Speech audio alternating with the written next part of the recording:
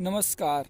30 जनवरी वैसे तो कोई खास दिन नहीं है, लेकिन भारतीय इतिहास के हिसाब से देखें तो यह एक ऐसे युग का अंत था जिसने हमें करुणा, प्रेम, अहिंसा, आज़ादी के असली मूल्य दिए। आज के दिन 30 जनवरी 1948 को मानसिक द्वेष से तथा राजनीतिक जहर से पीड़ित नाथूराम गोडसे ने महात्मा गांधी जी की हत्या की थी। यह हत्या एक मनुष्य की नहीं बल्कि उस विचारधारा की थी जो सभी धर्मों को सम्मान देता था, जो विश्व को अपना घर मानता था, जो अहिंसा को ही धर्म मानता था।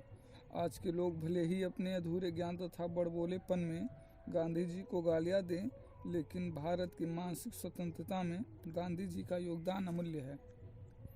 यह हमारी ही भूल है जो गांधी जी के अहिंसा का गलत अर्थ निकालते हैं। वो शारीरिक और मानसिक रूप से किसी लालच, लोभ, घृणा, मोह अथवा भय से किसी को पहुंचाई गई हानि को ही हिंसा कहते थे। भारतीय समाज में जिस तरीके से पाखंड, कुरीतियाँ तथा दुष्प्रथाओं का कब्जा था, उससे कोई भी हमें आसानी से गुलाम बना सकता था। गांधी जी ने हमें उनसे आज़ाद करवाया। वो कहते थे कि हमारा दुश्मन अंग्रेज़ नहीं है बल्कि हमारा भय है और हमें अपना भय ही दूर करना होगा। गांधी जी ने धरातल स्तर पर हर वर्ग को स्वतंत्रता आंदोलन का भागीदार बनाया।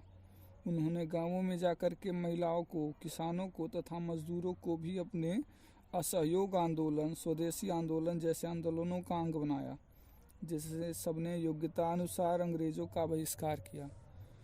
गांधी जी पर आज के राजनेता बंटवारे का आरोप लगाते हैं।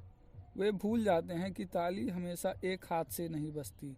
गांधी जी बंटवारा नहीं चाहते थे, बल्कि उनका अंतिम मंसन भी, जो कि दिल्ली में था, वो धार्मिक दंगों को रोकने के लिए था। गांधी जी नोआखली भी जाते हैं, जहाँ पर हिंदुओं पर अत्याचार हो रहा था, और बिहार के चंपारण भी जाते हैं, जहाँ मुस्लिमों पर अत्याचार हो रहा था। कोई और ही ताकतें थी जो बंटवारा चाहती थी। खैर छोड़िए।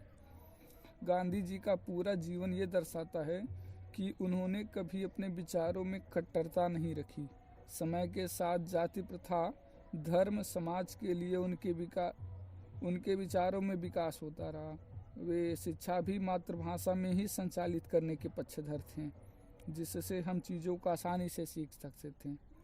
अगर गांधी जी नहीं होते तो हमें आज़ादी पहले ही मिल गई होती। हम सीधा अंग्रेज़ों से युद्ध करते, लेकिन गांधी जी ने हमें अहिंसा सिखाकर मजबूत अंग्रेज़ों के सामने एक छोटी सी छड़ी थमा दी। ये वो लोग कहते हैं, और मैं उनसे पूछना चाहता हूँ कि आखिर अंग्रेज़ों के खिलाफ लड़ता कौन? वो किसान जो अनाज तो उगाते थे लेकिन 2 वक्त की रोटी भी नहीं नसीब होती थी? या वो दबे कुचले दलित जिन्हें समाज ने अछूत का दर्जा दिया था? या वो महिलाएं जिन्हें घूंघट तक खोलने का अधिकार नहीं था? हिंसा से मिलने वाली आज़ादी फिर हमें धनवान, साहूकारों, जमींदारों का गुलाम बना देती, और ज़रूरी था कि पहले हर गांवों तक आज़ादी का असली अर्थ पहुंचाया जाए, जो कि गांधी जी ने किया।